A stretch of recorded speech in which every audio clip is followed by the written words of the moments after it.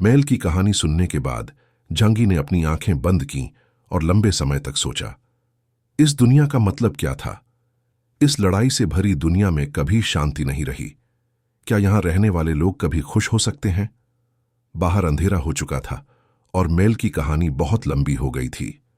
Mail अचानक उठी, मुस्कुराई, जंगी को झुककर नमस्कार किया और बोली, योर एक्सेलेंसी, चलिए साथ में डिनर करते हैं।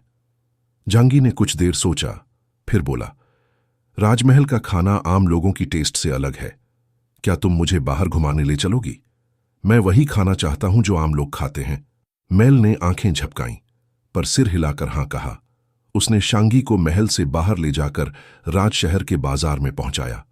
रात में भी वहां बहुत भीड़ थी। शराब की दुकानों में लैंप लटक रहे थे और मैजिक लाइट इतनी तेज थी कि सड़कें दिन जैसी रोशन थीं। कहीं पर भी छाया नहीं थी। सड़कों पर बहुत से लोग चल रहे थे और सब खुश नजर आ रहे थे। उनके चेहरे पर लड़ाई की चिंता या भूख नहीं दिख रही थी। जंगी ने अचानक मेल से पूछा, 3 साल की लड़ाई हो चुकी है, लोग बेघर हो गए हैं, लेकिन यह राजशहर तो शांत है। क्या हेलन किंगडम में ऐसा ही होता है? मेल ने कहा, लड़ाई सिर्फ कुछ इलाकों में है। ज्यादातर पीड़ितों को सुरक्षित जगहों पर भेज दिया गया है। हेलन किंगडम की इकोनॉमी कमजोर हुई है, पर लोगों को गर्मी के साधन मिल रहे हैं। जंग यी काफी देर तक सड़कों पर घूमा और उसने पक्का कर लिया कि मेल झूठ नहीं बोल रही थी। ये बात सच थी कि लड़ाई के समय में भी यहां के आम लोग शांतिपूर्ण जीवन जी सकते थे। हां, लड़ाई मौत लाती है, पर इससे इस देश की नींव नहीं हिलती। जंगी ने एक स्टॉल से खाना खरीदा। डीमन गॉड आर्मर में एक मशीन थी जो झर पहचान सकती थी, जिससे वह पक्का कर सका कि खाना उसके शरीर के लिए सेफ है। बाहर की दुनिया का खाना खाने का यह मौका खास था और इसका टेस्ट अच्छा था, जो इंसानी दुनिया में नहीं मिलता था। खाना मीठा और गर्म था और खाने के बाद उसका शरीर गर्म महसूस करने लगा। जंगी ने अपनी चॉपस्टिक नीचे रखी और अचानक अपने शरीर से डीमन गॉड आर्मर को उतार दिया, जो उसकी बाईं कलाई के ब्रेसलेट में चला गया। आखिरकार उसने रात की हवा को महसूस किया। नरम तापमान और हल्की हवा उसके चेहरे को छू रही थी। यह वही हवा थी जिसे उसने 3 सालों से महसूस नहीं किया था। यह एहसास उसकी आंखों में आंसू ले आया। मैंने कभी नहीं सोचा था कि मैं डीमन गॉड्स की बनाई दुनिया में शांति महसूस करूंगा, जंगी ने कहा। मेल ने धीरे से पूछा, क्या तुम अपने घर की याद कर रहे हो? जंगी ने सिर हिलाया, हां, सच में। फिर उसने जोकीर और दूसरों को परछाइयों से बाहर बुलाया। एक बड़ा समूह उस छोटे स्टॉल के ऊपर प्रकट हुआ, जिससे सब चौंक गए। मेल भी चौंक गई, लेकिन जल्दी ही खुद को संभाला और एक सोने का सिक्का निकालकर दुकानदार को दिया। भाई साहब, आज आपकी दुकान हमारी तरफ से है। जो लोग बाहर की दुनिया से आए थे, उन्हें भी जंगी की तरह ही बाहर की हवा बहुत प्यारी लगी। उनके अपने वर्ल्ड में हवा सूखी और बहुत ठंडी थी, जहां ज्यादा सांस लेने पर भी सांस की नली में चोट लग जाती थी, लेकिन यहां की हवा बहुत ताजा और मीठी थी। हमारी दुनिया की तुलना में ये जगह एक स्वर्ग लगती थी। यंगसिया चारों तरफ देख रही थी। उसके चेहरे पर सुकून था। मेल ने जल्दी से कहा, अगर आपको यहां अच्छा लगता है तो आप यहां रह सकते हैं। अगर आप डीमन किंग की प्रॉब्लम को सुलझा लें तो आपको यहां की जिंदगी जरूर पसंद आएगी। जंगी ने जवाब नहीं दिया, बस अपना हाथ उठाया और दुकानदार को फिर से बुलाया ताकि कुछ स्नैक्स ऑर्डर कर सके। Princess mail. प्रिंसेस मेल ने उत्सुकता से जवाब दिया। जंगी ने उसकी तरफ देखा। माफ करना, मैं यह पल अपने दोस्तों के साथ एंजॉय करना चाहता हूं। क्या आप थोड़ी देर के लिए दूर जा सकती हैं? प्रिंसेस मेल थोड़ी हैरान रह गई। वह एक प्रिंसेस थी और खुद को नीचा करके उनकी गाइड बनी थी, लेकिन अब वे उसे ऐसे भुला रहे थे जैसे किसी काम में न आने वाली चीज हो। ऐसा लग रहा था जैसे वे उसे, छोड़ो, यह शब्द अच्छा नहीं लगता। मेल के आसपास के गार्ड्स ने भी जांग आई को गुस्से से देखा। जंगी ने उनकी तरफ देखा भी नहीं। वह यहां एक मुसाफिर था और उसे इस दुनिया के लोगों की फीलिंग्स की परवाह नहीं थी, इसलिए जो दिल में आया वही किया। मेल ने गहरी सांस ली और शालीनता से खड़ी होकर बोली, तो फिर आशा है आप सबका खाना अच्छा बीते। मेल अपने गार्ड्स के साथ कैरिज में बैठी और राजमहल लौट गई। हालांकि उसे राजमहल कहा जाता था, लेकिन असल में वह एक बड़ी ऊंची बिल्डिंग ही थी। जंगी को वापस जाना कोई मुश्किल नहीं था, क्योंकि उसके पास अपने कमरे की थी। फैटी सू और ली यंगयांग साथ बैठे थे। उसने लोकल खाने की खुशबू ली जो उसने पहले कभी नहीं खाई थी, अपनी होठों को चाटा, 2 बार फूंक मारी, फिर एक चम्मच में खाना भरकर ली यंगयांग के मुंह के पास ले गया। ली यंगयांग ने शर्माते हुए सिर झुका लिया, बालों को कान के पीछे किया, फिर अपने होंठ आगे बढ़ाए और चम्मच से खाना खाया। सड़कें रोशनी से भरी थीं और जादुई लाइट्स किसी भी इंसानी नियॉन लाइट से कम नहीं थीं। लोग आ जा रहे थे और हर तरह की चीजें दुकानों और ठेलों पर सजी थीं। दुकानदार आवाज लगाकर लोगों को बुला रहे थे। सब कुछ बहुत गर्मजोशी भरा लग रहा था, जैसे कि उस इंसानी दुनिया की हलचल भरी सड़कें जो दुनिया खत्म होने से पहले हुआ करती थीं। अंकल यू और बाकी लोग खाना खाते हुए चारों तरफ देख रहे थे। उनकी आंखों में यादें और जलन थी। अगर हो सके तो वे चाहते थे कि इंसानी दुनिया फिर से वैसे पुराने दिनों में लौट जाए। मुझे एक अंदेशा हो रहा है, जांगी ने खाते खाते हल्के से कहा। सबने जांगी की तरफ देखा। वे जानते थे कि उसने उन्हें यूं ही नहीं बुलाया होगा, कुछ जरूरी बात जरूर थी। जांगी ने सबकी तरफ देखा और कहा, सच कहूं तो ईहेन ट्राइब की डकर्स के बारे में समझ गलत है। सबके चेहरे पर अजीब भाव आए।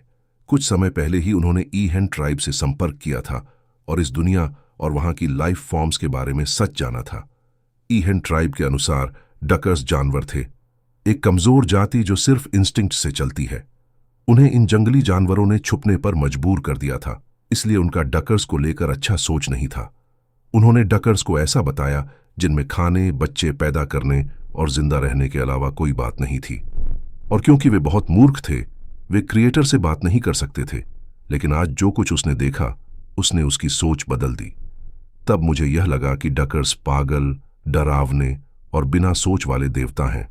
पर आज जो देखा, उसने मुझे सोचने पर मजबूर कर दिया। उसने हंसते हुए सबकी तरफ देखा, जैसे ईहेन ट्राइब की आंखों से देख रहा हो।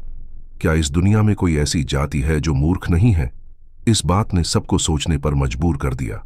फैटी सू ने अपनी आंखें घुमाईं और याद किया, जब हम पहली बार ईहेन ट्राइब के सैनिकों से चेर्नोबिल वेस्टलैंड में मिले थे, तब भी उन्होंने दूसरी जातियों के बुद्धिमान जीवों को कीड़े समझा था और हमें भी वैसे ही देखा था। जो ने सिर हिलाया और कहा, अगर उन्हें ईथर में वापस जाने की इच्छा ना होती तो शायद वो हमसे बात भी नहीं करते।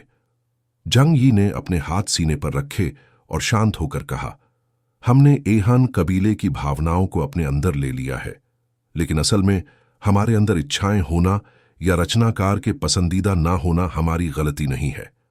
तो क्या हो सकता है कि हमने डकर्स को गलत समझा? उसने चारों तरफ देखा। यह दुनिया मैमन ने बनाई है। इससे हम देख सकते हैं कि वह केवल नष्ट करने वाला राक्षस नहीं है। यह सोचने के लिए काफी है। यंगसिया ने स्थानीय खाने को जिज्ञासु होकर देखा। वह छोटे छोटे निवाले लेती गई और उसे वह स्वाद अनोखा लगा। उसने एक थर्मस निकाला और उसमें खाना डाला ताकि वापस जाकर अच्छे से अध्ययन कर सके।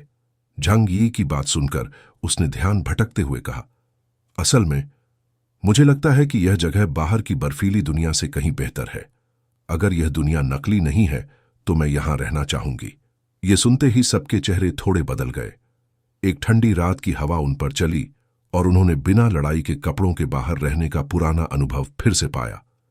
वातावरण आरामदायक था, हवा साफ और ताजा थी और उसमें फैक्ट्रियों या कारों का धुआं नहीं था। मौसम भी सुहावना था। मेल के अनुसार इस जगह में साल भर बसंत रहता है, सिर्फ उत्तर में बर्फ और दक्षिण में गर्मी होती है। आप अपनी पसंद के अनुसार जहां चाहें रह सकते हैं। हेलेन राज्य जनसंख्या के आने जाने पर रोक नहीं लगाता। अगर यह दुनिया मामन ने ना बनाई होती तो शायद सबको उससे डर लगता, लेकिन अब सब यहां जीना चाहते थे। जंगी ने ऊपर देखकर जादुई लाइट्स को देखा जो दुकानों पर सजी थीं।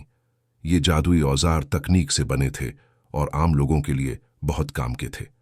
तुम सही हो, यह जगह बाहर से बहुत बेहतर लगती है। ली चोंगोंग मुस्कुराया और बोला, देखो, मुझे भी यहां बहुत अच्छा लग रहा है। अंकल यू ने अपनी दाढ़ी को सहलाया, लेकिन अगर हम वापस ना गए तो बाकी लोगों का क्या होगा? इस लड़ाई का अंत सिर्फ मैमन को सील करके ही हो सकता है, नहीं तो नेदरवर्ल्ड का मालिक कभी नहीं मरेगा और ईस्टर्न ऑर्थोडॉक्स चर्च और बाकी देशों के म्यूटेंट्स सब मर जाएंगे। इसके अलावा टियन हाई सिटी में भी हमारे कई दोस्त हैं। जांग यी ने गहरी सांस ली और हल्की मुस्कान दी।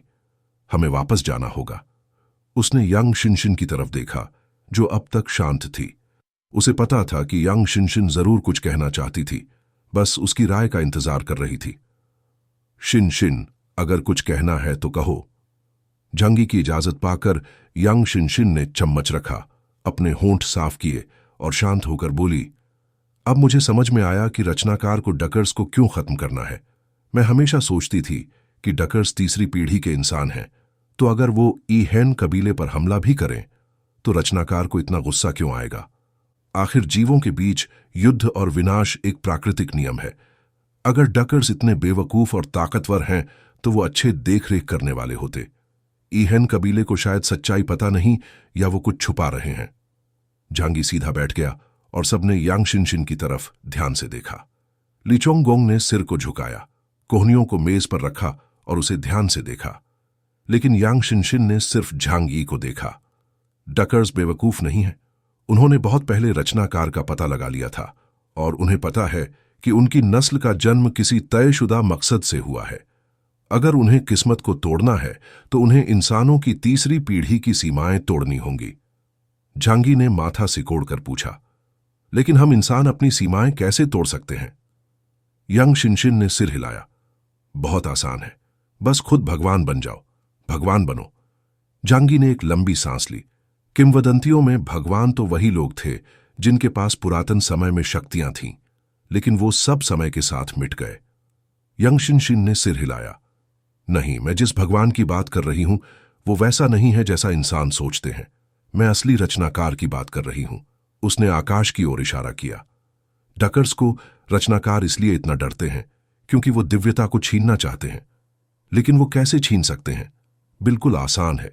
जब मैंने यह दुनिया देखी तब मुझे समझ आया, यहां इंसान बहुत सामान्य जीवन जीते हैं और राक्षस भी इंसानों जैसे ही बौद्धिक जीव माने जाते हैं।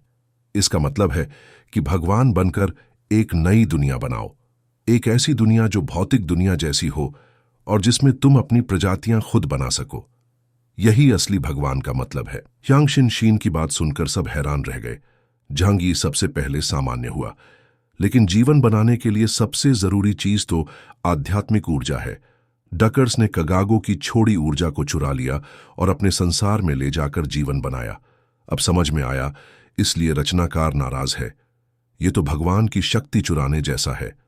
यांग शिनशिन ने कहा, बस यही नहीं, अगर इस ग्रह के इंसानों के पास भगवान की शक्ति आ जाए तो वो असली भगवान से भी ज्यादा समझदार होंगे। वो एक और भी बेहतर दुनिया बनाएंगे। ऊंचे स्तर के भगवान कैसे इस भौतिक दुनिया को उतना समझ सकते हैं जितना यहां के डकर्स? उसने चारों ओर देखा और बोली, इस दुनिया की हर चीज संतुलन पर टिकी है। भले ही सभ्यता बहुत विकसित नहीं दिखती, लेकिन हर चीज संतुलित लगती है। लोगों के पास भरपूर जीवन है, लेकिन तकनीक का अत्यधिक विकास लोगों की प्रजनन इच्छा को खत्म नहीं करता, जैसा कि ईहेन कबीले के साथ हुआ। इस दुनिया में दो नस्लें हैं, इंसान और राक्षस। नहीं, असल में ये दोनों इंसानों की अलग अलग किस्में हैं। युद्ध उन्हें बाहरी खतरे का एहसास देता है और साथ ही जीवन में एक मकसद भी। इंसान ज्यादा आराम में नहीं रह सकते। अगर उनके पास खाना और सारी खुशियां भी हों तो भी वो बोर हो जाते हैं और प्रजनन बंद कर देते हैं, यहां तक कि आत्महत्या भी कर सकते हैं। उन्हें प्यार, दोस्ती, सम्मान, रोमांच, तनाव और उत्तेजना की जरूरत है। और कोई शक नहीं कि दूसरी प्रजातियों के आक्रमण से लड़ने का युद्ध इन सब भावनाओं को जगा देता है, जिससे उनका व्यक्तिगत मूल्य पूरी तरह से उभर कर सामने आता है।